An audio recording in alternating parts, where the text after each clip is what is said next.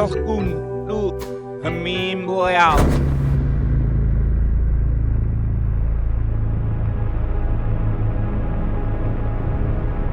You've described it as a film about a woman in trouble. A woman in trouble, yeah. I always say this, a film is sort of like a book, and the author maybe passes away, so you can't go talk to them. And people have a right to analyze the thing and say what it is for them and to criticize it one way or another. It's beautiful, but I really believe the film should stand on its own. Axon ends. The longest running radio play in history. Tonight. Today on Axon N, we are back for the second half hour. We've only made it through one half hour, and we're cooking, Dan. We're getting into the groove of things. We're starting to figure out what's going on here. We got something on the oven. Speaking of things on the oven, having edited last week's episode, I think I may change my feelings on one thing and side with you, Dan. Uh-oh. On the husband, what business he's in. So you had said you thought that he was in the movie business.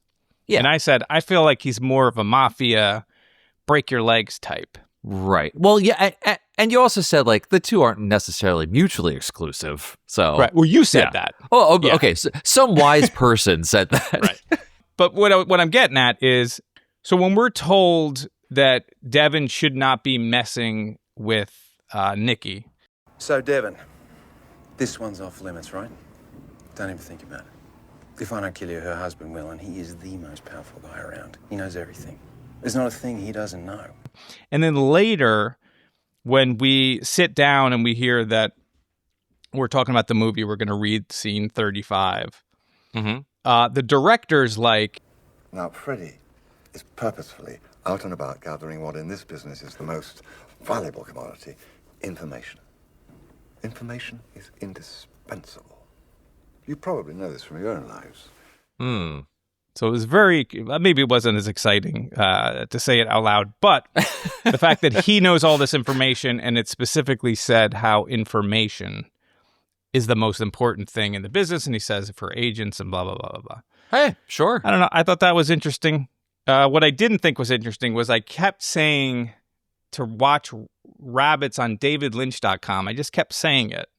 I really meant to say David Lynch Theater, which is his YouTube account. Now, if you go to davidlynch.com, it redirects to this. So it's not like I'm telling people bad information, but I keep saying, like, just go to davidlynch.com. But what I meant to say was David Lynch Theater, his YouTube account. Save yourself a redirect. And Dan, finally, the cursed podcast that was the Mulholland Drive episode of Club Silencio is finally out. I was able to put it out the same week as we started this Inland Empire journey, so it's out there. So if you are a member of our Patreon, whether you're in the Pink Room or the Black Lodge, give it a listen. It's there. You want to hear me talk about Mulholland Drive for 3 hours? Done. Weekend planned. Now I know what I'm listening to on my road trip out there. I'm going to listen to Eric go crazy talking about Mulholland Drive for 3 hours. I'm going to have to put it on double speed, Eric, I think. That's okay. I've already shared with the listeners that it was a tough thing to record because several failed attempts. Yep. Multiple starts and stops. I was my own Diane out there failing in the streets, but fantasizing that it would be enjoyable. So tell me it was great.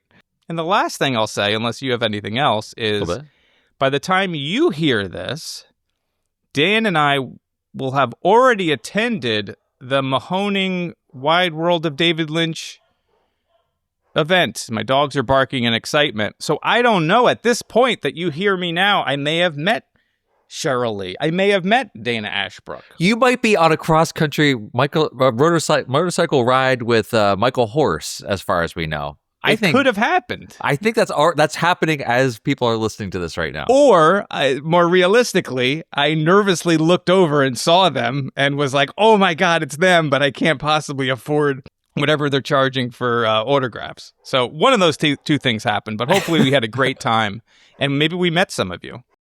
Yeah, hopefully if you're out there, we're gonna have our Twin Peaks face tattoos, meanwhile tattoos, so you'll be able to find us really easily. But yeah, really looking forward to it. Well, it already happened. I was really looking forward to it, and I'm glad to have met you. Yes. If I met you out there. If this were yesterday, You should call in tomorrow. It'd already be 9:45. That's right. I get so confused.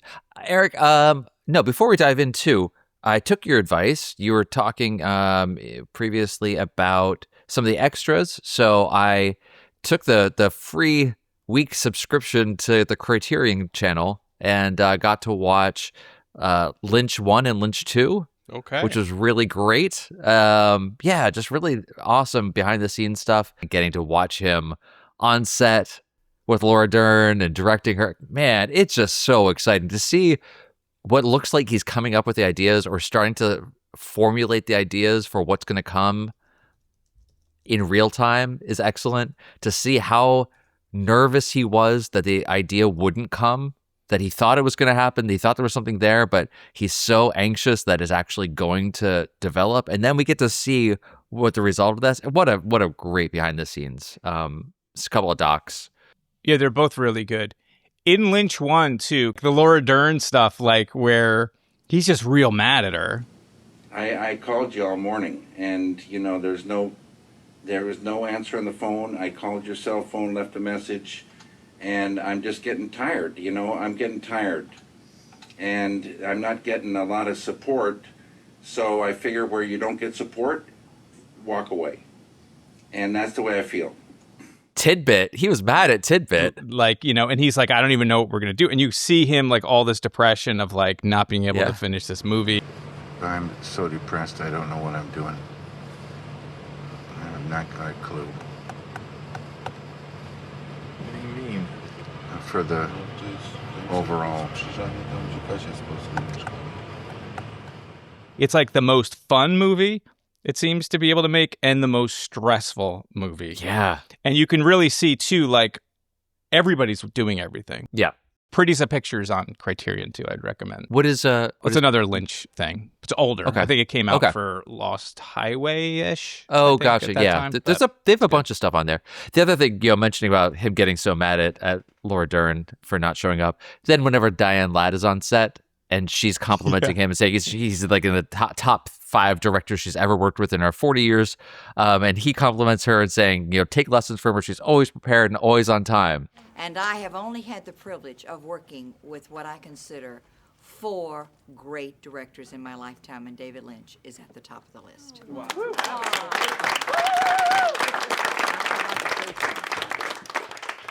Any of you all here who are aspiring to be actors or actresses, take a lesson from Diane.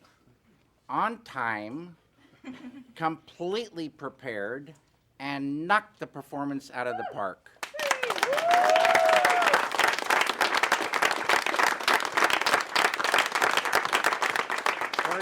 Her daughter, Laura Dern. Okay. And then there's Laura Dern. Yeah. It's really funny. Yeah, I mean, he's mad at her, but they are really good friends. So it's like a family when you're mad at a sister or, that kind of thing. It's not a serious thing. All right, so we want to start the projector? Yeah. Start the projector and drop the needle on the phonograph. In.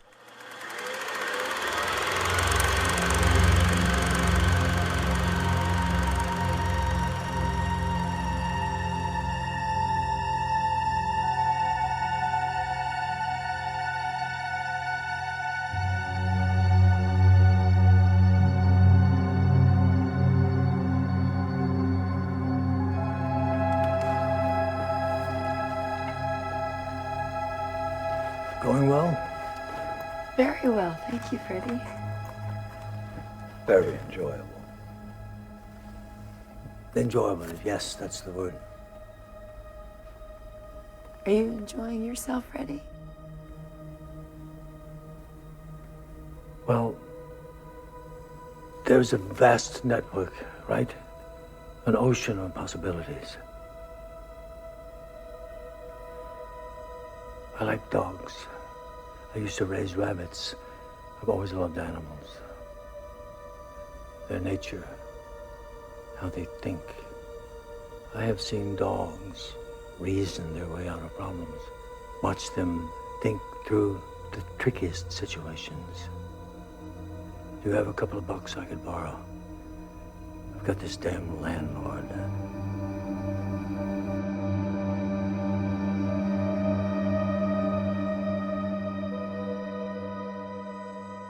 We pick up where we left off. We're at a police station. Doris Side is being interviewed by Detective Hutchinson. Yeah, so Doris Side, as we said, played by Julia Ormond in a fantastic performance. I think this is one of the best monologues going. I've been hypnotized or something. Hypnotized. I'm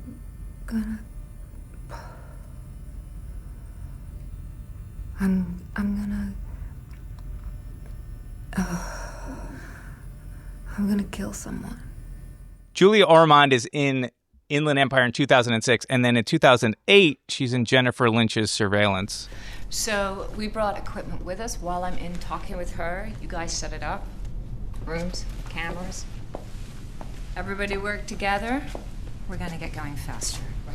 That I'd recommend. And it's always neat to see, like, Julia Ormond is in Inland Empire, and then she's in Surveillance, and then Jennifer Lynch makes Chained. She works with Eamon Farron, and then he ends up working in, obviously, the Return as Richard Horn. So it's neat, like a father and daughter sharing cast in a way as well. It's just kind of cool. She's amazing. That's the only thing that you need to care about. The detective is played by Robert Charles Hunter, and we know from the credits she only has one credit, Julia Ormond, which is Doris Side. So now Billy Side is the character that Devin's playing inside of On High and Blue Tomorrows. So you have to assume this is a scene from On High and Blue Tomorrows. And Doris says a bunch of really interesting things that we have to dissect. So she says she's been hypnotized or something, right? So it's as if she has no control over herself or what she's doing. Later in the film, we see that the Phantom has this power to hypnotize people. And she's like, hey, I'm going to kill someone with the screwdriver. But she doesn't know who she is going to kill, but she'll know the person when she sees it or something along those lines. Yep. And he said that I would know who it was. How are you going to kill this person?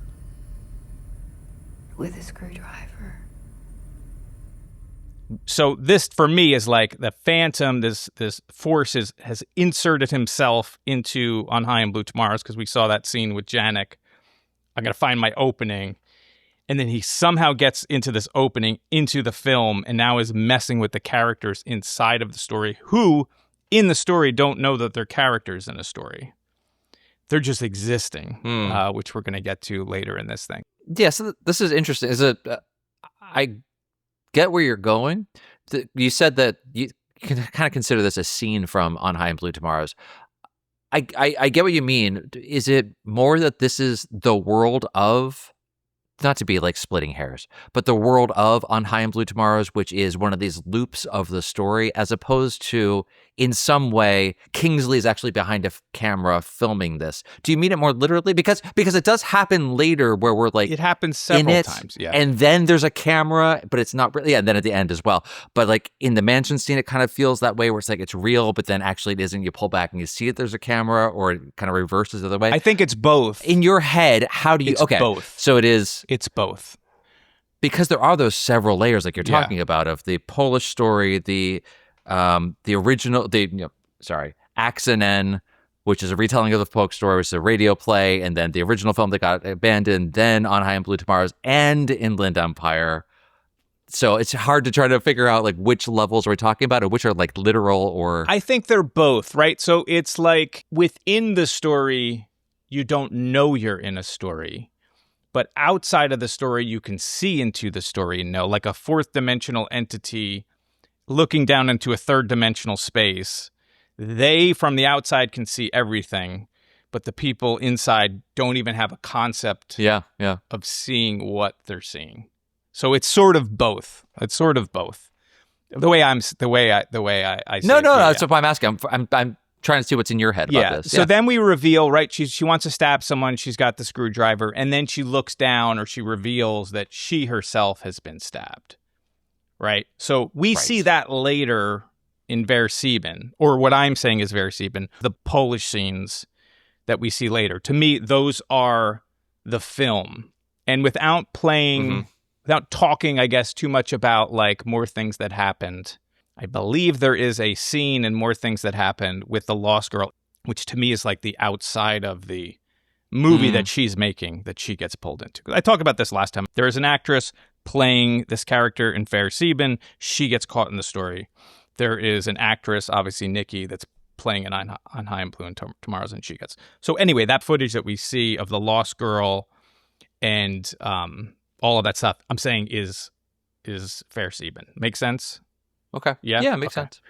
Sometimes I think this stuff makes sense, and then I'm editing it back, and I'm like, am I making sense? Like, is it coming across? So stop me if it's doesn't make sense. Oh, I will. Well, that's the thing. When you're saying it in the moment, totally makes sense to me then too. When I try to go back and put it together in my head as I'm watching, it's a tenuous grasp at best. Okay. So I'm going to trust you right now. It's all good. I was having problems alone with the original Polish story of Who's Who, so let alone everything else. So later in the Versieben story, we see one of two things, right? We see the wife character. Remember I said there was the archetype of the wife, and it's Dora's side on High and Blue Tomorrows, and it's this other character, the wife.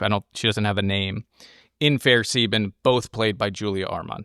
So you see the scene of her going up the stairs with a screwdriver. Yes. And then you see a body laying out, bleeding. That for me, that looks like it's Doris. Or I shouldn't say Doris, because it's not that character name. It's Julia Ormond. Whatever character Julia Ormond is playing, she's bleeding. So what I'm thinking has happened, right? So there's this character of the wife. She's in 2 films. In the first film, Versieben, the Phantom injects himself. He hypnotizes her. He sends her to kill the Lost Girl. She goes up the stairs with the screwdriver. She goes to kill the Lost Girl. The Lost Girl gets the screwdriver, kills her instead, right? That's one possibility. Other possibilities also, did he hypnotize her to kill her husband and then kill the Lost Girl, and she successfully kills the husband, and she doesn't make it and doesn't kill the Lost Girl? Right? So those are two separate things. That's okay. But we can talk about that part when he confronts her in the street. So this is why I'm really okay. So this is why I'm very confused. And maybe we keep this in or we don't, because I'm just really I spent half an hour trying to make sure I got this, and now what you're saying doesn't match that at all. So I'm not sure that I understand, actually. And maybe it's the different levels of the things that are happening, but what I'm getting hung up on is later. So this is going to be in part, I guess, next part. It's in Poland. It is the Phantom arguing with his wife. I'll push you to hell. This is 1 hour, 18 minutes into it. Right. That's the Lost Girl. And then you see the same, when he stops her in the street, in the snow. But the Lost Girl, so that's what I'm talking about being in Poland.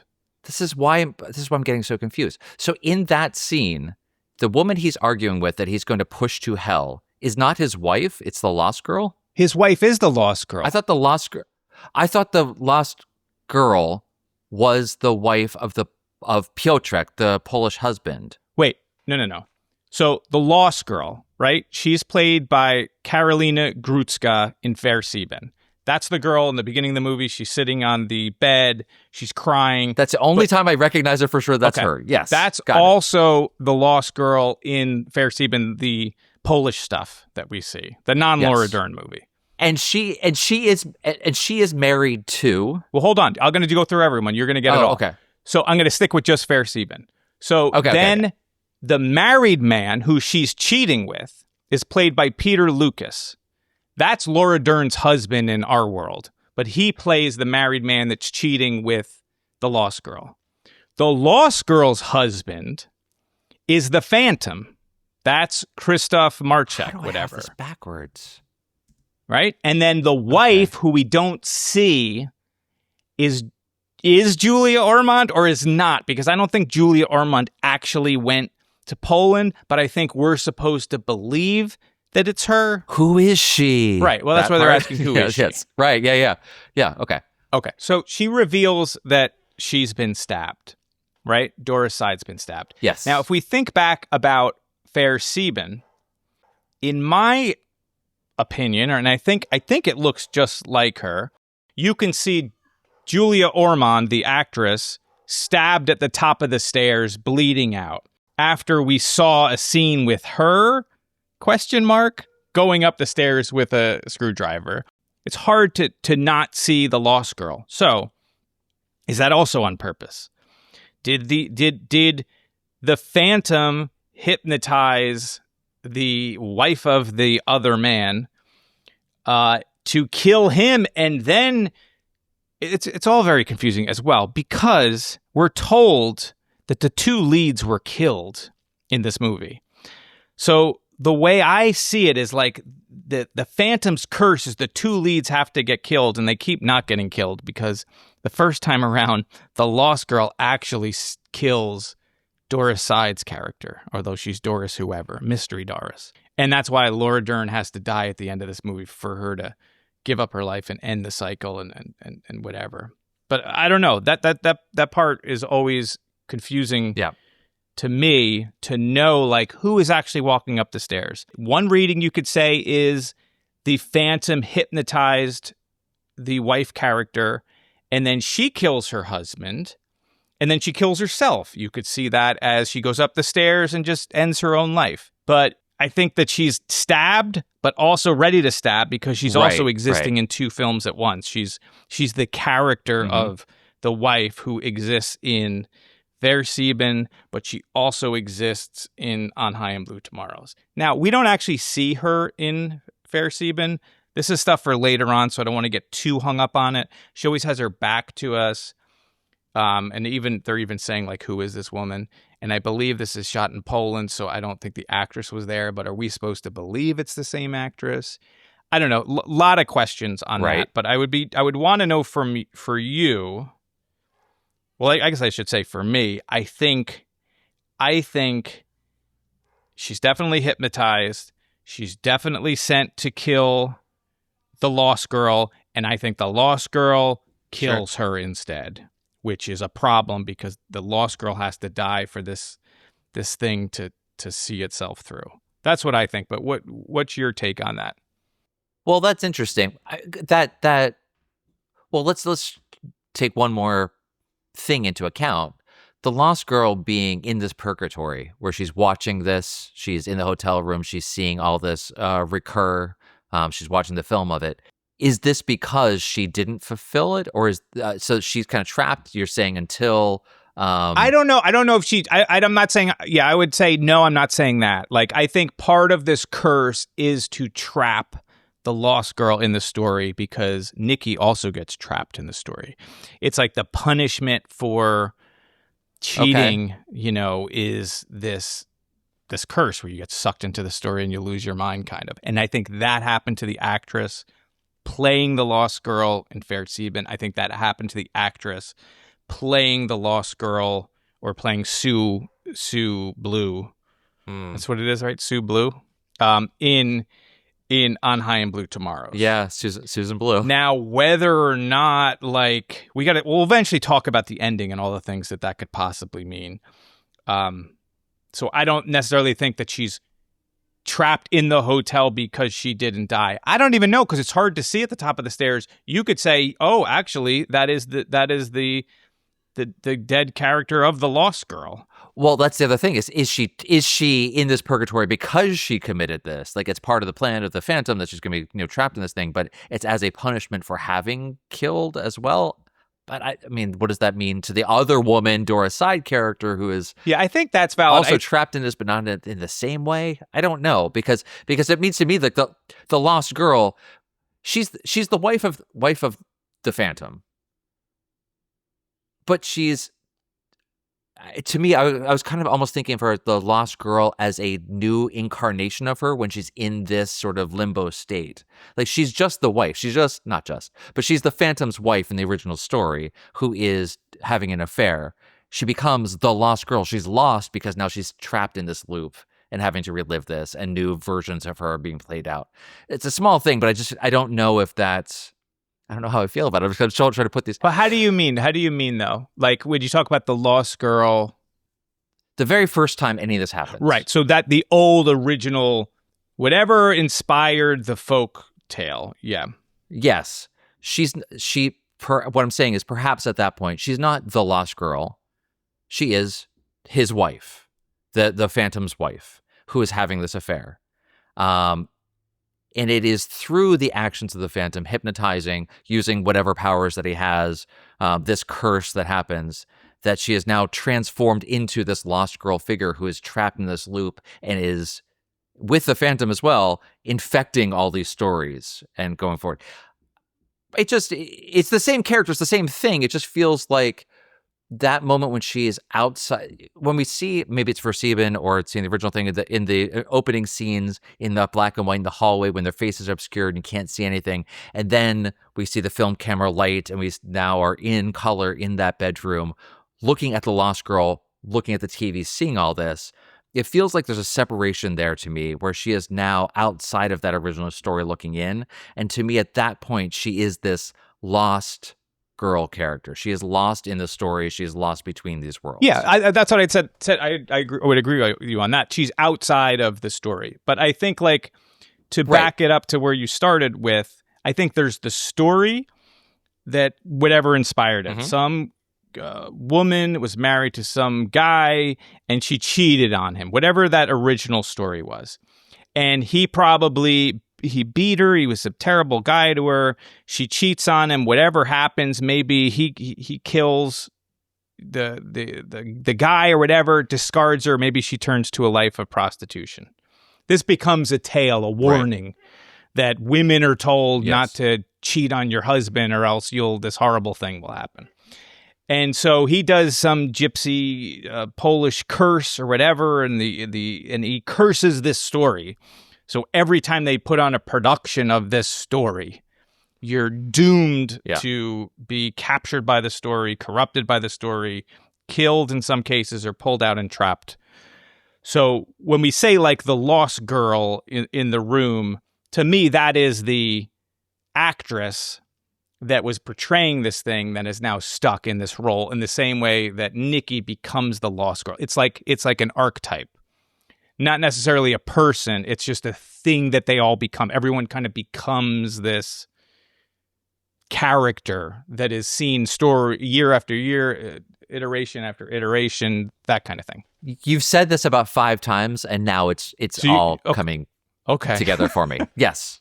So when we talk about also the Phantom, she talks about being hypnotized, and I got to kill someone. And it said that she is told that she would know who it was.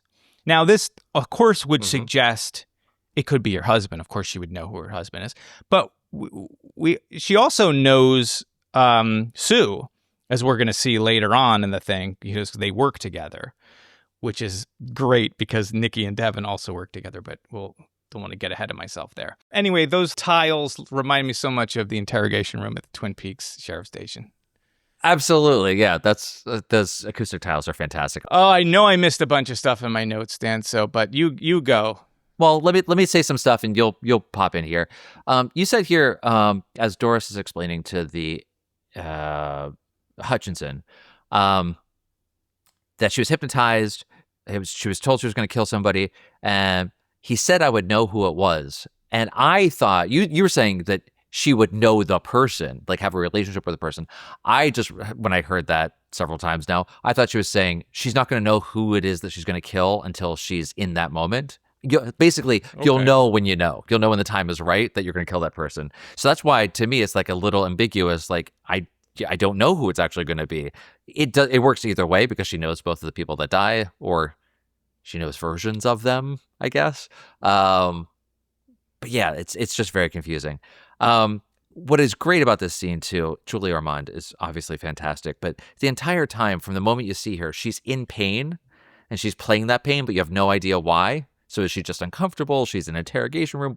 No, she's got a screwdriver in her side this entire time. And the sweat coming down her face, down Hutchinson's face as well. And again, we're doing that extreme close-up, fisheye sort of distortion directly in the characters' faces, which we started getting previously when Visitor 1 was the first time we started seeing that. So anytime, and that obviously keeps coming up throughout as things, I don't know what this, like if they are direct signifiers, but as characters are kind of bleeding through stories or things like that, that's when it starts to feel like you get these extreme close-ups of things getting warped or something. So you get that through this, and there's like one or two establishing shots of this entire thing. Otherwise, you're on their faces the entire time. Do you think that this isn't necessarily a scene in On High and Blue Tomorrows, but it's the actress who we don't see her at the table read, right, that's playing Dora's side in On High and Blue Tomorrows, also breaking down just like Nikki? Or is it the character of Dora's side inside of the story, existing in the story? I like the idea that it's not actually a scene on High and Blue Tomorrows, and it is the actress portraying the character in On High and Blue Tomorrows of Dora's side. And she's speaking for the character. As we'll see later in this, whenever we have the big break of Nikki becoming Sue for the first time, this sounds like a line from our film. Like it's like this moment, but for this character. I hadn't thought about that before, but I really like that a lot because this doesn't feel like a scene in On High Blue Tomorrow. It obviously is, and she's speaking with a Southern accent. She's doing all the things that are signifiers of it, but I like more that it is actually a bleed over. Yeah, it's definitely, if you think then about, I don't know who he was, or no, I didn't know who it was going to be until the moment, or whatever you were saying. I don't remember what you were saying. Like, not until you're in the scene shooting, do you know what you're supposed to do when you're outside. I don't know. It's something to think about, definitely. Wow, that was the first scene. Yeah, no, that's a big one. Yeah. No, it's huge. It is huge. All right. One other thing, too, what I found was interesting is Detective Hutchinson is just so nonplussed by all this. It's like, well, she's just a crazy person. Do I really believe her? But then, the screwdriver on the side, she's the ace bandage, like holding herself in, like holding her guts in, it seems like, because later we see a dead body and an organ is coming out, is what it looks like. So he's like, what do you take from Hutchinson? What is he in all of this? Is he just also wrapped up in this mystery? Yeah, no, his thing is like, he just seems like he's so disinterested, or he's getting a lot of crazy people that are coming in off the streets. There's a lot of that goes on with some of these interviews and stuff, that he's just like, yeah, what is it? What do you want? What's your deal, or whatever? I forget what he says when she first starts talking. I don't know what to make of him. So good. Is he a character within this movie? Is he a real police officer, and now this actress has wandered in, still in character? That's what I really like that a lot. That's crazy. And also, just to jump back, like, we also don't know timelines either. Obviously, she's stabbed, so it doesn't make any sense, because she's stabbed in the other story, which, putting that on its side, she could have just killed Nikki on the streets and now is in the police station not knowing what the hell happened, and then stabbed herself in the process. I don't know. Just all right. Let's head over to Gazebo, where Nikki and Devin are shooting a scene as Sue and Billy. So here we learn some story stuff within this world, that Billy has a wife and 2 kids. We learn that Nikki, or Sue's character, has a husband. Now, we just saw his wife in the previous scene, but unless you're reading the credits, like, it's, you're not really necessarily connecting these. This is a movie you have to watch more than once to thread some of that stuff together.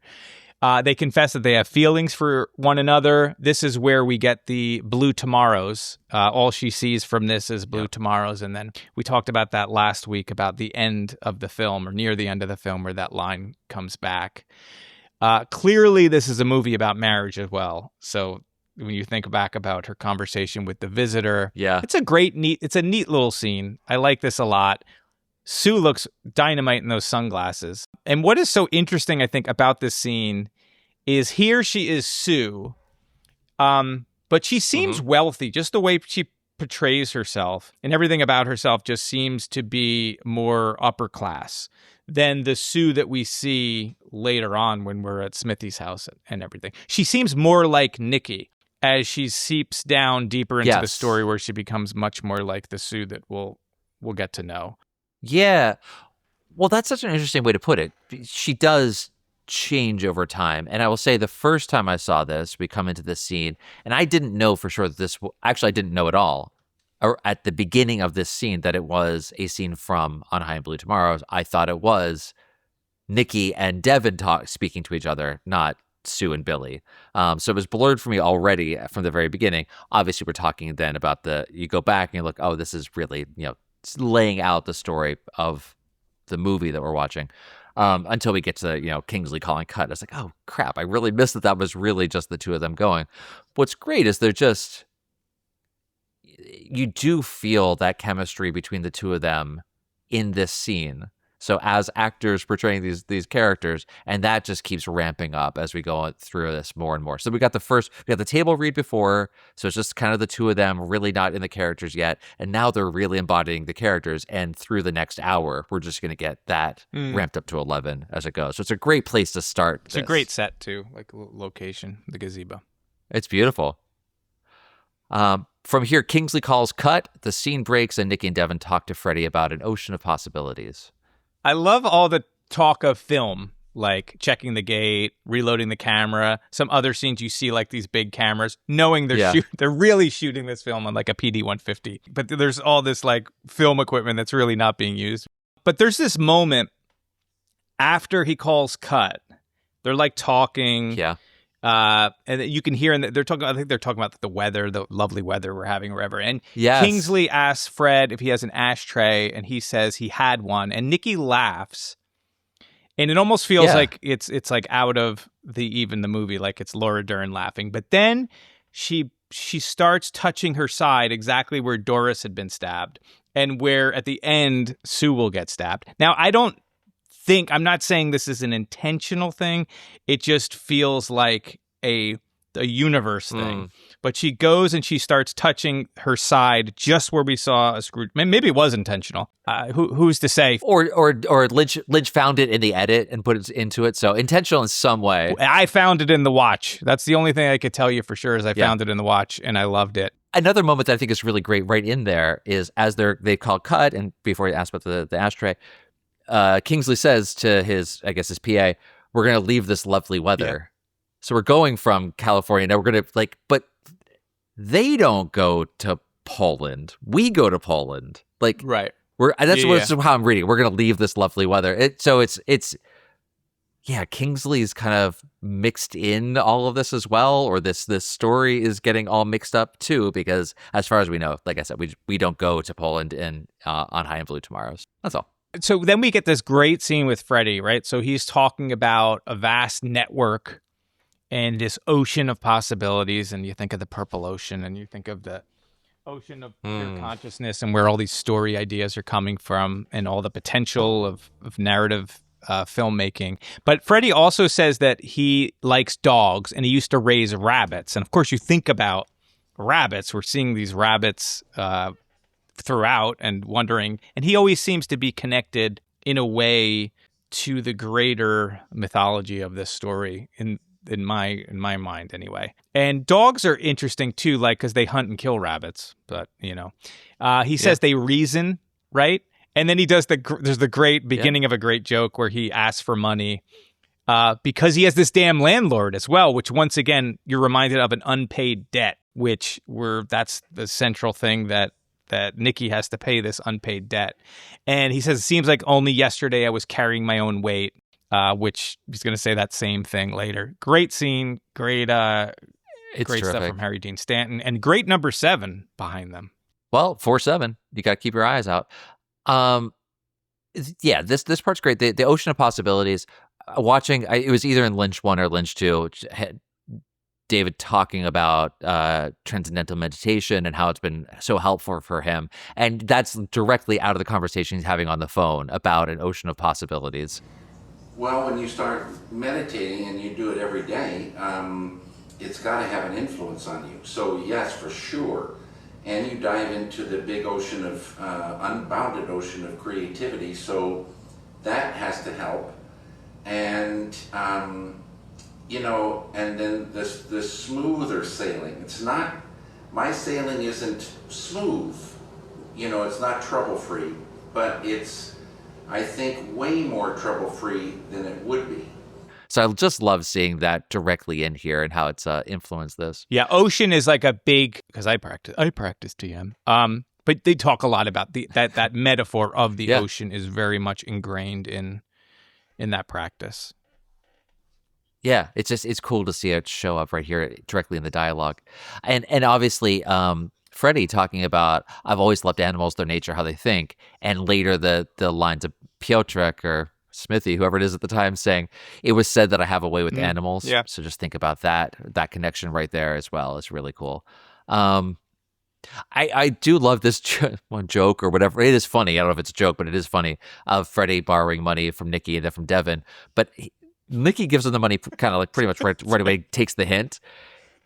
Freddie and Devin just like stare at each other for so long until Devin finally gets his wallet out, gives it to him. So it's just very funny. Devin is so irritated, and it's even made better later when you see Devin's reaction when he sees other people getting the same scam. He looks so pissed off. It's terrific. He does not want to give the money up. And he's also trying to like land Nikki. So he can't be like probably the way he wants to be. Right. Sure. You got to tip the waiter well. You got to give Freddie the money he's asking for. He's like looks at him like, "Oh, me too? Oh, god damn it." Yeah, it's great.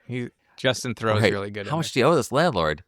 He's terrific in this. All right. From here, as Nikki has her hair done, Kingsley recounts how his 19-year-old niece is fascinated by Smithy and is asking who'll be playing him. Yeah, so Kingsley starts, this is a really interesting piece of audio because it's only the audio. So like the visual business is on Nikki. And you hear Kingsley talking about his 19-year-old niece, but he describes her voice as that ancient foreign voice of hers. It's the 90-year-old niece. Yeah. Ever since we went into pre-production, she's been fascinated by Smithy. Keeps going on and on about Smithy. Asking in that ancient foreign voice of hers, who is playing Smithy?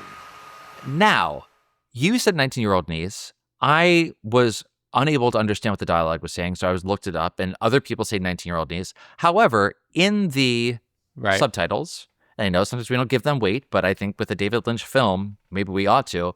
Kingsley says it's the niece. Not 19-year-old, it's the niece. It's the niece. It's the comma. Okay. But I mean, a niece is always younger, right? Sure. But it's just funny that you hear 19-year-old, other people heard 19-year-old. I couldn't quite hear it, but I couldn't tell what it says. And now looking at the subtitles, to me, it absolutely does not say 19. But that's just because I read it. So now my ear. I don't know. I hear 19-year-old niece. While you were talking, I looked it up. Lynchverse.fandom.com says they have a transcript. They say 90-year-old niece, they say. Now, I didn't hear 90-year-old niece. Yeah, okay, right. I saw several. Exactly. Now, that actually makes sense. Like, if it was 90-year-old niece, it's kind of absurd and funny that his niece would be 90 and that ancient voice. It could be, because he talks about the producer's niece. It's the producer's niece, right? I assumed it was his niece. Because it could have been, what about this? If it is a 90-year-old niece, is it the niece of the producer of Versiben? Sure. Or it could be the visitor. It could be Visitor 1. Well, that was the other. Obviously, to be really with the foreign voice, I was thinking Visitor 1. I have that in my notes as well. That would be great. She's not 90. She's also not 19. Right. Yeah. But I do like the idea that this is just off the top of my head, that it is the 90-year-old niece from the producer of Versiben, a film that didn't get made, people died, and now she wants to know, because she knows the story, she wants to know who the Smithy is going to be, because she's so fascinated by this retelling, this loop, and wants to stay on top of it. I don't know. Sure. In my idea for that was it is the Visitor 1, right? Because if you remember, she's asking, like, is your husband involved? Is your husband involved? Because the husband plays Smithy. Yeah. So to me, that was the connection. The 19-year-old part just was like weird. The fact that it's a young person but being described as ancient. So I only use my ears. So it's possible that it is. What did you say? You read the transcript just says what? It's the comma niece. It's the niece. So the transcript does not give a number. I hear 19. I just looked it up online and it says 90-year-old. So let us know what you think. I think it's whatever. It should be kind of. Yeah, it's fascinating. At this point, whatever you get out of it. Hey, it's Future Eric dropping in just to say that I did solve this mystery, and there is a reason that we're hearing such different things. But until next week, I'll explain it to Dan.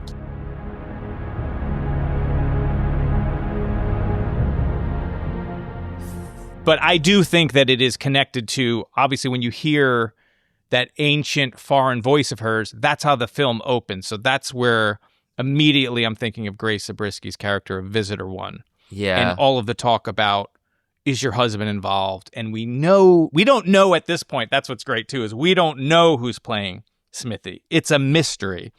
And then we get hit with it, which is awesome. But anyway, that's all I had to say about that.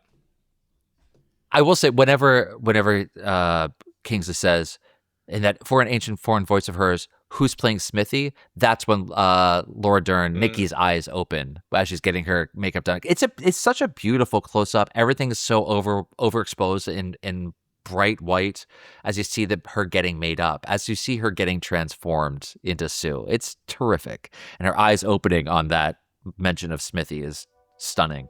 Beautiful scene. All right, so we are halfway through the second part of our Inland Empire extravaganza, and it's time to thank the good people of the Black Lodge, Dan. Get a bowl, get some hot garmonbozia, pull down that tap, because I had one of them installed at the house. Get one of those, a lot of people, they'll be like, "Ooh, check out my man cave," where they have like beer style. I got garmonbozia on tap, and we're going to hand a bowl to Chuck Suffle, Gregory Flanagan, Dawn Adamo, Banjo Track, Eric Knopp, Charlie Tapper, Ivan, Jake Chigello, Matthew Fuller, Raga Raven, David Melito, Daryl Dyson, Mr. Dana Gould, Art Hill, Jeff, Henrik E., concluding remarks, Brian Johnson, Evan Fitz, Hazel Haywood, William Schaefer. Dinner bells ringing for round 2. We got Jordan Carver, Matt W., Nick Webb, Kaylin Best Lawrence, he who is Clem Fandango, aka Luke P., Eva, Neil McKenzie, Ben Chisholm, David Titterington, Ethan Barry, Fifi Ramone, May Surkoff, Wordy Ginters, Chris H., Patrick Weiss, Skexis, Matthew Walker, Dustin Weaver, Andy Levy, and Joseph Allen.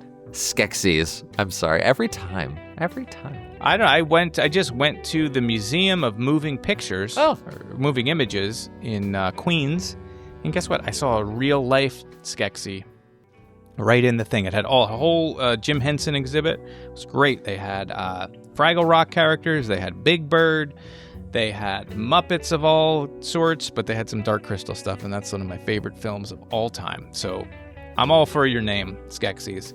Even if Dan can't remember to pronounce it right. Okay, so you couldn't say shushing, so whatever. I can't speak. Yeah, I shouldn't be talking about words. So thank you, everyone. Thank you for the support and for continuing with us on the journey into the Inland Empire. We'll head from here back to Nikki's house. Piotrek takes Devin upstairs to threaten him about getting involved with his wife. Hell yeah, we're going to go upstairs. Right, so we get this dinner party thing, right? She comes in looking for her husband and guest, and instead he's gone, right? We've just been talking about who's playing Smithy, and now we're looking for him, and he's not here. Her head manservant is played by Ewa Jerzakowski. I'm not sure. I apologize, Ewa. That's probably that he has, perfect. so then we hear that we talked about this last week, this great scene with Devin, that he's taken Devin upstairs. You assume that she's invited him to dinner, which is great because there's going to be another dinner invitation later to him with the husband not around. But like great shot of Nikki in the house, and like just seeing scenes of the back rooms, like the rooms that we don't go in, and the wonderful decorations. And you see this great mirror shot, like she's looking in trying to find where Devin and her husband are. And then you see behind her in this room, and there's a mirror on the wall, and it reflects inside the mirror a painting. Wonderful. But then you get these two, right? You get this very intimidating scene with Peter, or Pierre. How do you pronounce this guy's name? Piotrek. Oh my God. He talks very highly about marriage, that the bonds are serious and that we honor them, and again, for Nikki is the story about marriage in some ways, but here is her real life and how her husband really is hardcore into marriage and the bonds of marriage. He says, my wife is not a free agent. He says something very important, and he speaks to the heart of this curse. The bonds of marriage are real bonds. The vows we take, we honor and enforce them for ourselves, by ourselves, or, if necessary, they are enforced for us. Either way, she is bound. Do you understand this? Right? Which is that these women are material that you own. Like, he also says that the bonds of marriage are enforced by ourselves. Yes. And this is where, you can see the Phantom being the one that would kill the married man. Or, if necessary, they're enforced for us, which then speaks to the Phantom adding his curse in and making sure all guilty parties in his head are punished in his twisted, viewpoint of this thing. And this establishes also like there are outside forces at work here, perpetuating his perverted justice through time and through stories and everything. And this idea that she is bound and she is tied to it. Again, more stuff about consequences and actions, and the language is amazing. Like, there are consequences to one's actions, and there would, for certain, be consequences to wrong actions. Dark they would be, and inescapable. Why instigate a need to suffer? Why instigate a need to suffer? God damn it. Put that on a dollar bill and hand it to your best friend. One thing I'm very interested about Devin, and I wish I had mentioned it last time, is when we did that Marilyn Levin segment, it opens up with the shocking revelation by Devin. Like, what was that revelation? Was he newly single?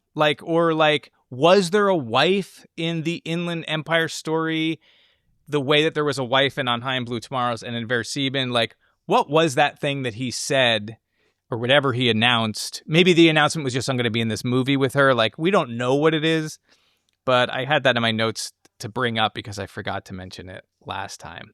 He has no date either, like that we see. So we have to assume this level of the story, he doesn't have that wife piece. It's the only piece that doesn't really match for me. But man, go on. I'm monopolizing the time here, but what a great scene. No, this is great. It's fantastic. Nikki being so concerned when she's told that Piotrek and Devin are upstairs and going to find them, but lingering in the hallway, so just outside the door, watching the two of them have this conversation. Devin just trying to be as charming as possible, smiling until Piotrek puts his hand around him, and just the two of them could not be more on different wavelengths at that moment. And goddamn, Piotrek is terrifying with those eyes, those gigantic eyes that he's acting with. And he says these things like, sometimes people don't say exactly what they mean. and you've been guilty of this all evening. So, there's the artifice that Devon has and this truth that Piotrek is giving them about this. Really terrific. You mentioned before, too, the consequences to one's actions. Obviously, Visitor 1 has so much to do throughout all of this. She's kind of given us like a blueprint, too. She says actions have consequences, and we get that very clearly here as well. So it's great. Piotrek leaves Devon all like completely shaken after this, like all that artifice, that confidence completely gone. But Nikki scampers away before anyone sees her there. Just such a great little scene. From here, we're back on set. The great Bucky J struggles with the lights and Kingsley loses it. Nikki and Devon then wait for their next scene. The transition into this scene is beautiful. Like just the peering up into the rafters where Bucky J supposedly is trying to get these lights right. It's just very eerie. Like we come off like this very intense scene into this mysterious look into the rafters. And then one of the funniest scenes of all time. Like David Lynch, who's playing Bucky J, cracks me up so much. And clearly Jeremy Irons cracks up too, because he's breaking character, I think, at the point where he's just laughing at Bucky J talking about the cramp. You want it down? Yeah, I'd say about 2 foot down, Bucky. How far do you want it to go down? Yeah, a bit more. No. How far? Another foot, Bucky. I haven't even touched it yet. Well, then put it 2 foot from where it is. No, a foot down from where it is now, Bucky. A bus. What? Got a bus. Bucky, just lower it 2 foot, would you? From there. No, Bucky, it's going up. I want it down, Bucky. 2 foot lower. First goddamn time I had a cramp. Just a minute, I'm getting on it. I got it on it. Yeah, okay. Thank you, Bucky. It's so funny. And after this scene's over, so after the great lines of dialogue, you hear like what the first AD is saying to Kingsley, and they're going back and forth. And I wrote it down. It's like, he's got issues with his wife. Okay. Already It's a story about like husbands and wives and all of this stuff. And can we have someone else do it? And let me go talk to him. And like, there ends up being this like Bucky story that gets crazier. Like they end up calling a medic in to check on him. And then all about his cramp. And then he's not acting right, they start saying. And then they talk about whether he's on anything, which is also David Lynch up in the rafters, like making this movie. Like, is something wrong with him? What is he doing? Right. And we're told Phil, I think, is going to take it over. Phil's on it or something like that. But it's such a little great moment. And it just ratchets up till they fire Bucky, and they're like, Bucky's going to take a little break now, but it's all in the audio. Like you could definitely miss it all. And I love how after the Bucky situation is over, and when you hear in the audio how like, well, we got to work on these lighting cues together. Please, guys, let's work on these lighting cues. All right, we need to work together. We're almost lit. A couple of minutes. They open the door on the line like lighting cues, and there's that brilliant shot of like the lighting up our two leads. Like they're in like almost darkness, and then they get lit up. It's just such a great shot of that light cracking into the darkness. And she's in a blue robe. He's in a black shirt, for whatever that's worth. But talk to me about Bucky and. No, it's great. We do get a whole little Bucky melodrama in the background, so I'm glad that you went through it that beat by beat because it's terrific. But Kingsley, too, it does help to explain that perhaps Jeremy Irons really was so delighted by this that he broke, because Kingsley starts giving the wrong directions. He tells him to like move it down a foot instead of 2 feet, or move it back up. But like he's kind of getting himself confused as well. But it's terrific. Well, it's a very like I haven't moved it yet. Yes, I haven't moved it yet. Well, then down a foot. Oh, it's just so good. So that's all great. Yeah, that shot backstage is fantastic. As Nikki and Devon are sitting there just waiting. And then Kingsley opens the door. That shaft of light is great. What they do say here, just as a note for later, they're giving the 5-minute warning before it begins. So That puts us around at the 52-minute mark. Will be 5 minutes. So let's see what happens when that comes around. From here, in another Blue Tomorrow scene, Sue tries to leave, but Billy invites her to stay. Yeah, he says like it's quitting time already. So we establish in this script, in this story, the two people that have an affair work together. Which again, in real life, Nikki and Devin work together on this film. They are co-workers, and they will also have an affair. The location looks just like her house as well. Like it's easy to blend these two worlds together. Whether is this fantasy stuff going on? Is it not fantasy stuff? So that's really neat. He invites her to dinner. We just saw that Nikki invited Devin to dinner. So like the real world and the film are coming together. In this world, it's Billy inviting her, but in the real world, she invited him to dinner. And the language that she uses. This is a nice drink. Nice fire. Wife and children gone.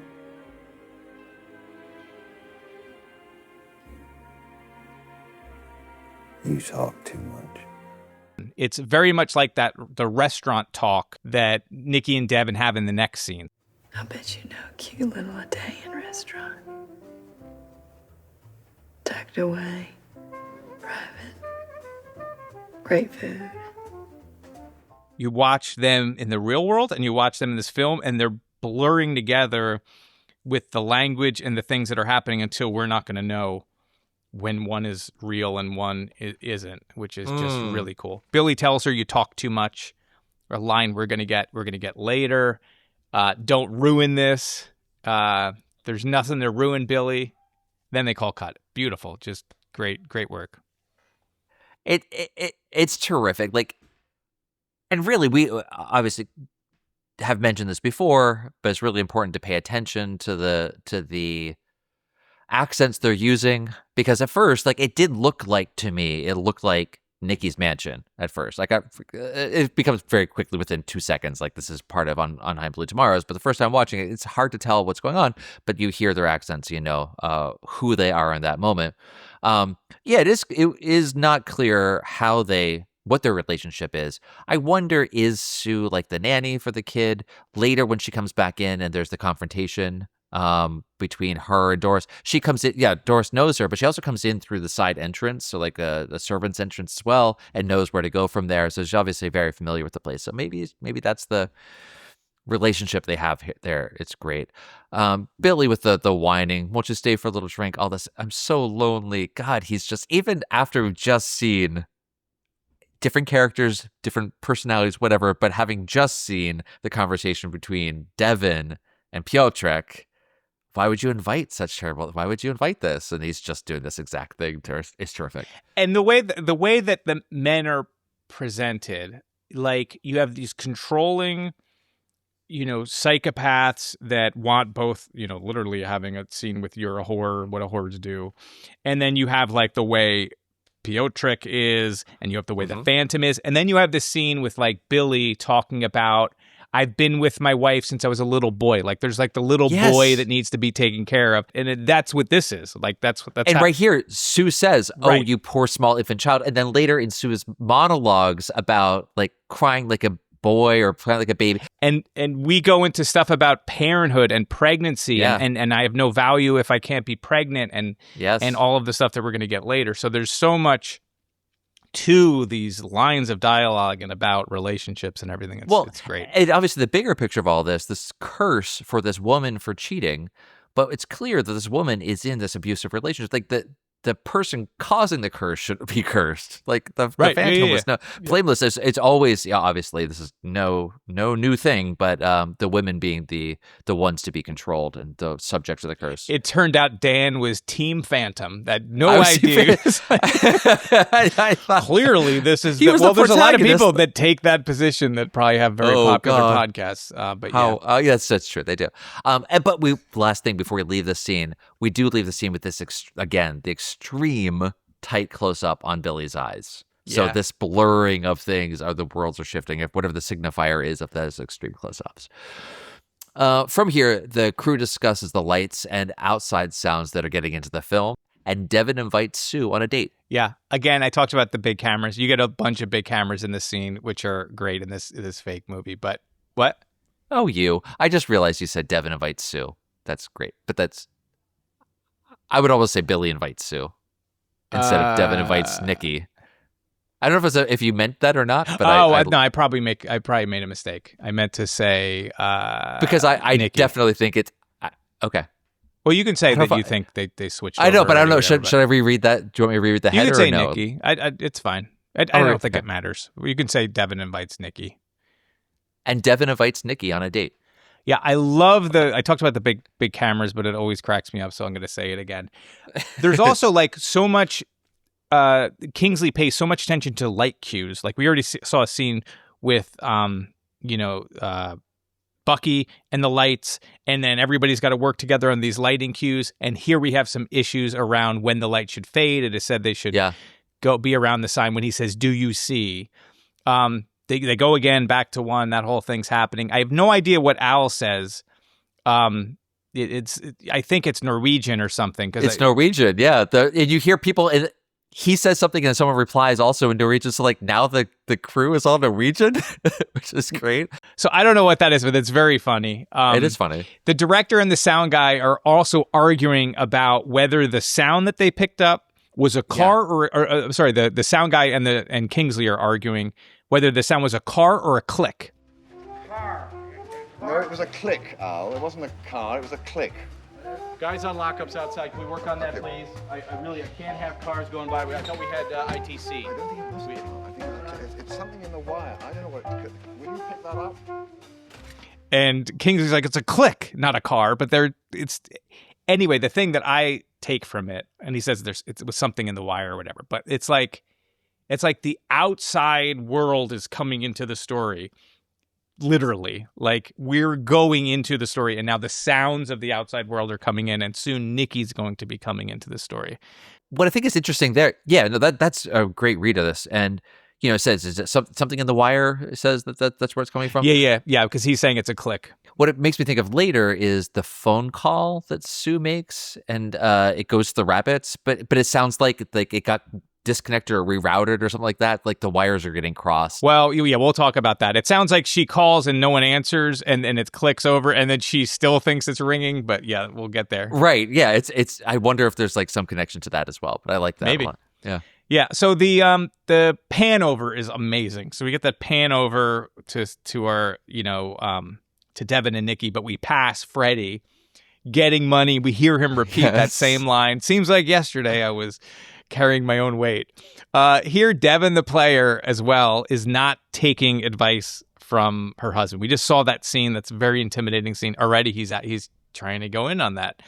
And, man, it's so hard also to discern the difference between the performance of Sue, Nikki, and really even Laura Dern, in a way, who herself is a performer in the film Inland Empire, who's playing Nikki, who's playing Sue. Like, there's all these different levels that are happening there. But those characters are really, like, blending together. The dialogue is really blending together. And again, Nikki agrees to meet him after the shoot. A mirror of literally the scene we saw before where Billy tried to get Sue to stay for a drink. She said no, but then she does it. Here, Devin does the same thing, and Nikki says no, and then thinks about it, and then does it.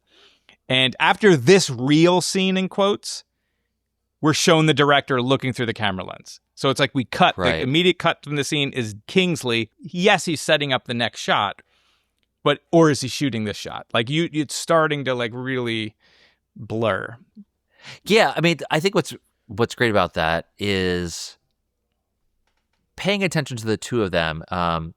Devin comes in and brings coffee to both of them, and they're sitting there. Oh, this is exactly what we need, she says. But now she is speaking in a Southern accent. Through this entire thing in the back, they are both speaking with Southern accents to each other as they're flirting. Oh, I bet you know a nice little Italian place. Like, it's entirely with the Southern accent.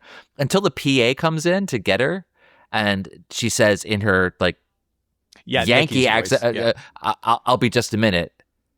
Beat, turns, and then Southern accent, I'll see you after the shoot. Like, it is Right. 100% like this is back and forth.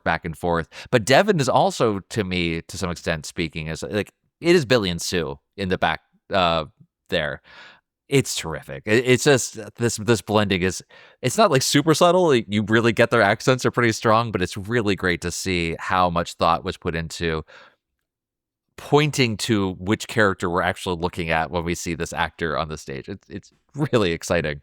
But yeah, it cuts right into Kingsley on another scene for On Blue Tomorrows where Sue and Billy are going to embrace. So we get Kingsley looking through the camera, and what he says to everybody is he wishes them good luck. Like this is the moment where things are really like it is all being set up here, and we get the music swelling. Colors of My Life is the song that's playing, but this is this complete melodrama that's happening in front of us. So it's just beautiful. But tell me what you thought of this. Yeah, it's great. Well, this is like a huge scene, right? Because this is the kiss. So even though it's in On High and Blue Tomorrows, he kisses her. If that's what you want, I won't fall in love with you. The swelling music. It's Mantovani, Colors of My Life, which we had heard Charmaine, Mantovani's orchestra, was used in The Return when Richard Horne attacked his grandma. Beautiful music. But it's like once this infidelity occurs, the next scene we're going to get our first real break in reality. So it's like, even though, and it's really because she agrees to meet him in real life, and then it doesn't matter. It's like the film is cursed, and so what you do in the film, you're going to pay for. What you do in real life, you're going to pay for. So I don't have more than that. That's kind of the moment that triggers what the insanity that's going to start to follow from this moment on. Well, absolutely. This entire time we're on this again, these really tight close-ups of the two of them, the embrace, the hands everywhere, the close-ups on their mouths as they're talking. Then it ends this time with the camera extreme close-up on Sue's eyes as she's looking up at Billy, and you hear Kingsley in the background saying, "Are you too happy?" You know, saying to the actors, "Are you happy with the take?" But like, "Are you happy? You just did the thing. Right. It's happened now." It's terrific. So that's really exciting. So we're going to head over to Billy's house for another scene on Blue Tomorrows. Nikki tells Devin that her husband knows about them, only discovered that she's actually in the middle of a scene in which Sue tells Billy her husband knows about them. Yeah. And this is where you get your first break in reality. And we get our first, well, not that we get it. There's been many breaks in reality so far, but it's such a severe one. Yes. In the way that the story structure and the way the story's being told to us as viewers, because Devin's house and Nikki's house look so much alike. Yeah. And because we know in the real world that they've now agreed to this little Italian restaurant and whatever would have followed, and that Sue and Billy have kissed in supposedly on High and Blue Tomorrows, we don't really know whether it's Nikki or Sue when she says, "My husband knows about us." We don't know we're in On High and Blue Tomorrows. We're just as lost as Nikki is. I think my husband knows about you, about us. He'll kill you. And me.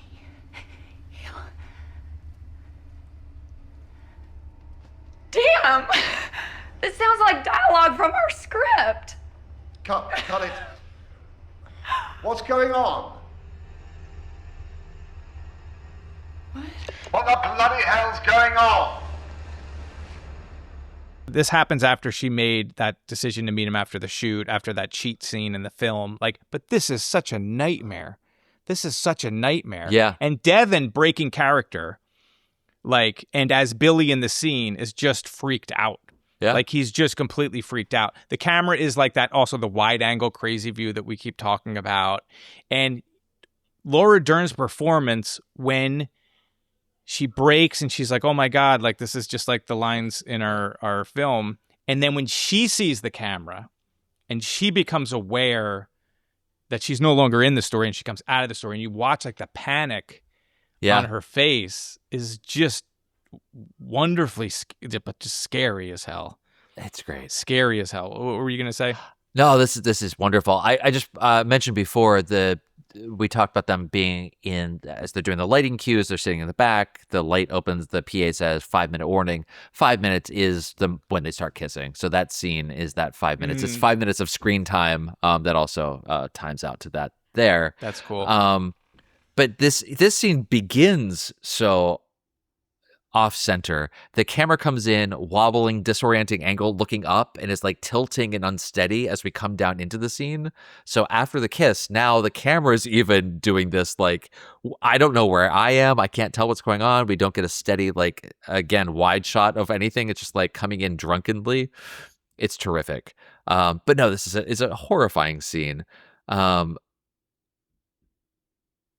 It's so like that moment of, damn, it sounds like dialogue from our script. Is Nikki saying this as though she was having a conversation with Devin, as Sue and Billy. It's just the way it's so disjointed. It's incredibly terrifying. It's really scary. And Kingsley's like, what the hell's going on? What the bloody hell's going on? Like, but he's the one, from the other scenes of being like, good luck. Are you too happy now? But like now this whole thing is actually underway. So like how much he as the director is one of these agents of the story and happening? How much is he kind of, I don't want to say possessed, but like under the influence of it as well? Well, I talked about he's got a big K on his bullhorn. And so you have Janik, which ends in a K, Mr. K, you have Jack the Rabbit. So he seems to be, another director that is moving pieces around on this board. Yeah. And it doesn't mean that they necessarily need to be fully in or fully out. They just might be like, pieces on this board and being moved into place. Yeah. But for me, it's like, she thinks that she is... Like when you're aware, I'm aware of myself right now. I'm in full awareness of myself. If I were to make a movie with you, I'd know that I was playing a character, but I'd be doing the lines of a character. But she is fully aware of herself while she's in the story, fully aware, she still thinks she's Nikki and that she's talking to Devin, but she's in the story actually saying the lines. Does that make any sense? Yeah. She's like slipped into... The world of the movie has come into her. Yes, world yeah. As Nikki, right? So that's why she's like breaking. Oh my God, these sounds like something we would say in our script, because it is something you would say in a script that you read. That's the thing that I feel like it's kind of slippery about this. It's almost not like Nikki coming out of being Sue. It's Nick. It's almost one level. The other keeps going out one more level of like Sue the actor, or Nikki the actress, and Nikki the person. Right.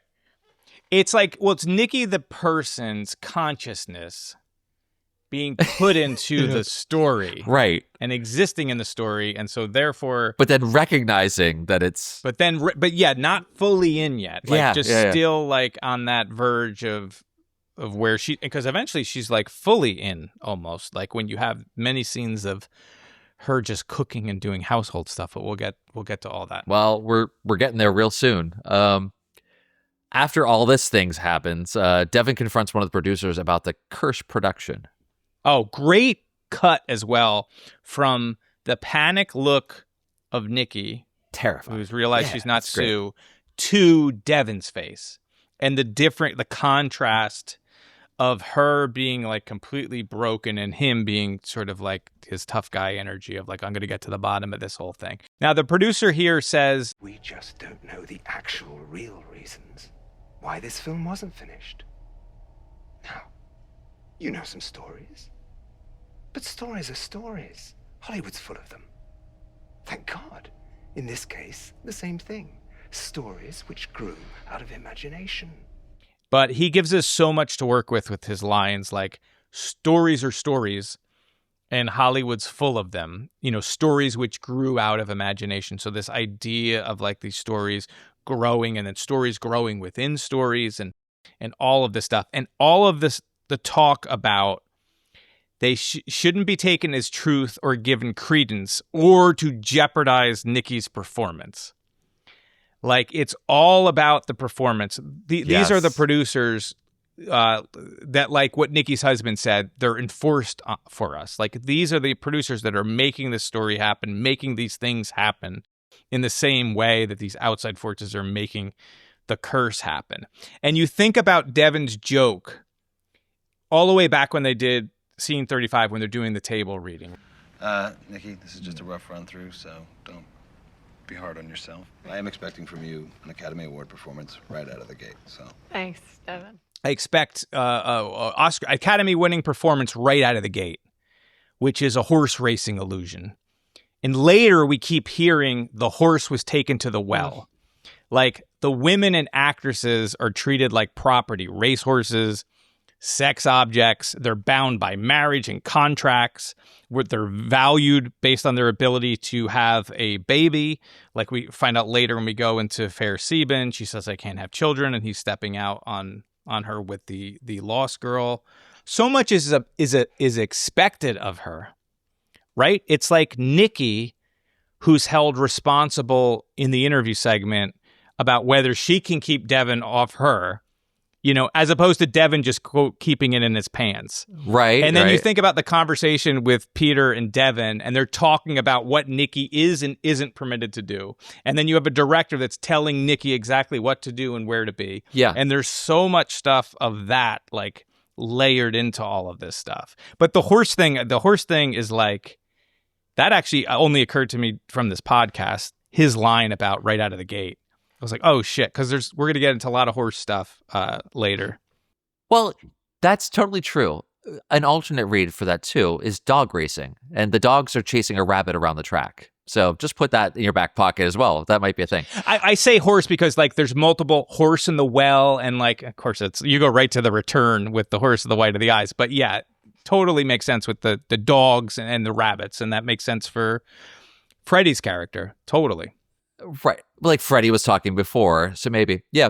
But I do love this producer saying not to jeopardize Nikki's performance. Not Nikki, the actress, her acting performance, but her performance in this whole curse of what she's supposed to do. So do not she needs to do these things that she needs to do. So these producers, as these kind of, I don't know, Greek gods or whatever you might want to call it, like sort of position, like pulling these strings or making sure everything's happening. They're producing this whole curse is great. And it's also like Hollywood, like these people that exploit young talent, and it doesn't matter if they end up on the streets. Like, it does not matter. We see that all the time. The actresses go through the system and then they're discarded, or they can't get the work anymore and they end up on drugs, or like, terrible things happen. Happens all the time. And it's like, don't jeopardize her performance. If she's going to take Judy Garland, we're going to shove pills in her face. If we need to get these shots done by Wednesday. Yeah. Don't jeopardize her performance. So, like, it's awesome. It's terrific. And that's not awesome. I'm not saying that's awesome. I'm saying... No, it's great. He loves the Hollywood system. All right. Well, we're going to wrap up this portion here with an incredible scene. Sue looks up and kisses Billy, and they make love under the covers in a small bedroom. Oh, do they? First off... Boy, do that. Well, making love. Yeah, I don't know what's... opening shot. God damn it. That, like, slow motion Elephant Man style scene of Sue's face, where it's just the sound of, like, droning.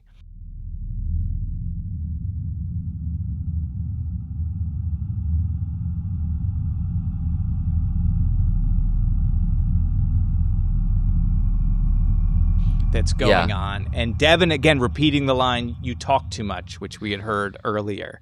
Just like Billy did in the scene prior. Our first time, like, all of that dialogue is great. And when he shushes her, you hear, like, time stop. There's, like, a weird moment when he tells her to be quiet. You talk too fucking much. I You can talk through this whole thing. Oh.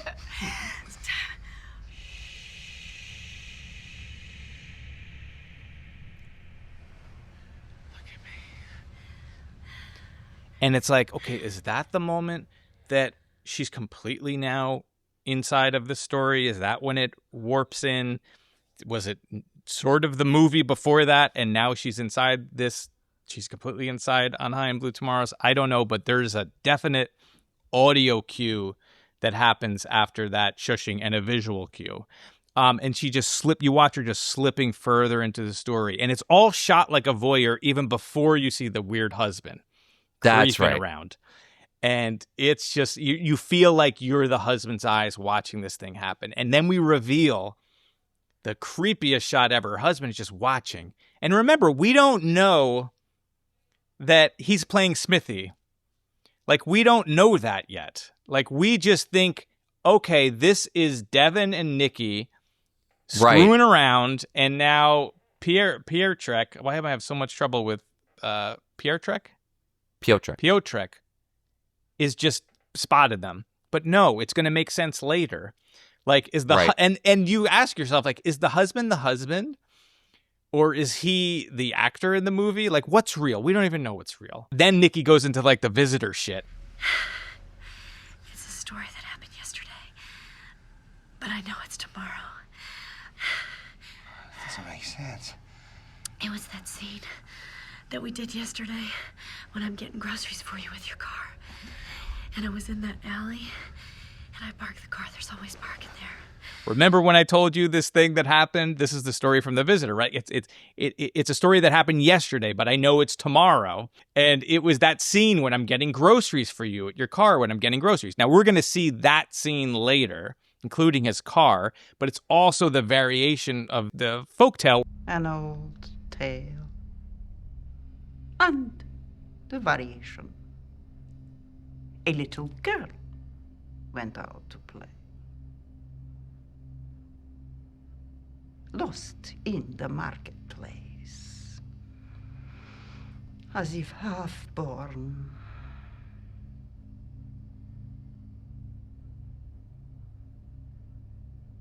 Then, not through the marketplace, you see that, don't you? But through the alley behind the marketplace. This is the way to the palace. All coming in. I was in the alley and I parked the car. There's always parking there. And so there I am. And it's a scene we did yesterday and you weren't in it. And then the next scene, we're going to see that scene. And it's like, oh, and she's talking about the writing on the wall that we're going to see for accent N, which accent N also kind of sounds like action, like calling action. True. So I don't know if it's related to filming or not. But she starts remembering, right? The whole thing. It's all about her not remembering. And now she's aware of a scene she shot before it happened. Oh, no, it's a scene she shot yesterday. So is the scene that follows actually before this one? Doesn't matter. It's all coming. Time doesn't matter. This is the scariest shit in the world. When she says, it's me, Devin. It's me, Nikki. It's me, Devin. It's me, Nikki. Look at me, you fucker. That's scary. Look at me. Look at me. Oh, yeah. It's great. Me.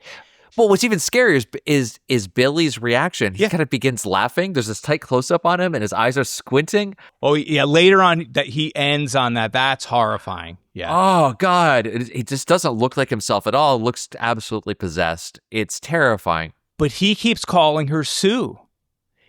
He doesn't break character. He doesn't cut the scene, and nobody yells cut. The only thing Billy says is it doesn't make any sense. So for me, he is not acting like a guy in a movie. And then he laughs maniacally. But he is Billy. Yes. And he is not Devin. And then it's like, is there even a film? Like, she is now in the film for me. Like this, she's in the story that the film captures. Like, she's trapped in there. And this film is a real universe that she exists in. Well, absolutely. Because she's Nikki with Billy in Sue's apartment. Because this bedroom, have we seen, this is the first time we see this bedroom.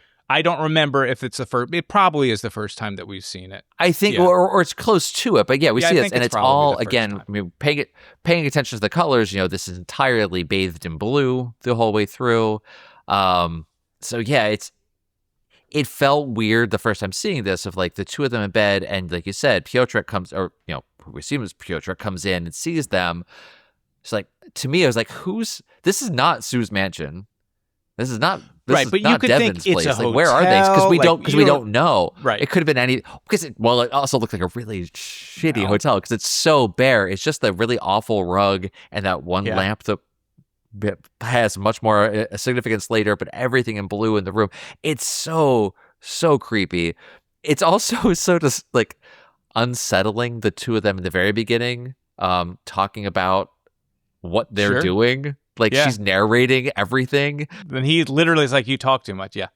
You literally are going to talk through this entire thing, which he said before too. So like it is just really like off-putting, and then it just gets scary and creepy. It's such an incredible scene. So we, like you said, we get the camera coming down the hallway point of view that then becomes, you know, Smithy's point of view. But when all this ends, we have that horrible maniacal laughing that on Billy's face. Then the camera backs out of the room, which I thought was really cool. Instead of like turning around and walking back, we couldn't get that weird backwards motion. It's such a great scene. It's so terrifying. No, it's great. And you think about like, it's me, Nikki. Like, is it Sue becoming aware of Nikki and then yelling, it's me, Nikki? Or is it the other way around? Like, which direction you're pointed in makes a big difference. Or it's back and forth. Like, it really does feel like she's coming in and out of it. She's like, you know, kind of in a half dream. Is she aware? Is she not? Does she know who she is at any given moment? For me, it's like, she is now existing in this world, in this mini universe. And this is where all of like my Twin Peaks ideas had been primed before The Return came out. Yeah. Is like, you can be inside and outside of a story. You can enter a story and then leave a story. And she has like entered the story, and she's in the story, and she thinks that like she's gonna say it's me, Nikki, and he's gonna say, oh, okay, cut, it's me, Devin. Like, but they're not connecting. Like, to me, he is not Devin trapped in it too. No, he is literally the character in the thing that she is now in this world. I think that is absolutely true until the end when he has that laugh and look, where I think maybe he's not even Billy anymore. He is like a puppet on the Phantom's hand. You know, he is being controlled. It's almost like, to me, the Phantom laughing at her. I'm not saying it is, but it does. He feels supernatural in that moment because he's just so creepy looking. Because before that, Billy was very confused about what Sue's talking about. What do you mean, Sue? This is weird. What's going on? But then he's like, ha ha ha, he gets it. Like, you're in it now. I love it. It could also be, I could probably talk myself into thinking that it is Devin being pulled into the story too and not realizing what's going on, because he keeps saying it doesn't make any sense. Like, he's like, it doesn't make any sense. Now, what she's saying doesn't make any sense. So if you were with Sue and all of a sudden she's talking fucking crazy and talking about, that is a valid reading. But I can see an angle where all these characters are actors getting pulled into this story, just like we talked about with his wife, the actress playing his wife in the police station. I don't believe that. I think for me, the thing that feels most right is that he's literally Billy in the story. She's entered the story because she's the one being trapped. She is lost. She is becoming lost.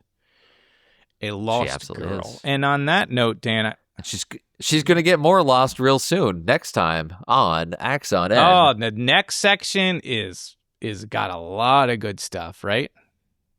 Eric, let our friends here know, do you know off the top of your head, how far we're going into the next part? I do, Dan. I do. Next part is 1 hour, 21 seconds to 1 hour, 29 minutes and 51 seconds. So that'll take us from the alleyway scene, in which this is where the story takes a major change in the story. And we're going to go to, do I know where we're ending? I think we're going to end back at Smitty's, and she's going to be doing some rituals. She's going to be spending time with the Valley Girls, and it's going to be fun. You got to swing your hips now, so yeah. All right, friends, until next week, thank you. Godspeed, Richard Grissom, through the afterlife. You taught me to love pinball, my friend. Thank you for listening to the Meanwhile podcast with Dan Johnson and Eric Grissom. If you would like to support the Meanwhile podcast, join our Patreon. It's available right now. You can sign up, and for just a few dollars a month, you can keep this show going, and you can get access to some exclusive podcasts and some secret stuff that you're not going to find anywhere else. So if you'd like to join, go to ericgrissom.com/meanwhile and look for the Patreon link. If you like our show, please consider rating and reviewing the podcast on Apple Podcasts, Spotify, or wherever you're hearing this now. Meanwhile is produced by Eric Grissom and Where's My Robots? The Meanwhile theme song is written and performed by Paul Finn and Evening Pines. If you want to let us know what you thought of the show, you can reach Dan at danjnj.com, both on the web and on Blue Sky. Eric can be found on Blue Sky at ericgrissom.com, which is also his website. It's also me, right? That's weird. We'll see you again, and in the meantime, be good. Listen to the sounds. Meanwhile.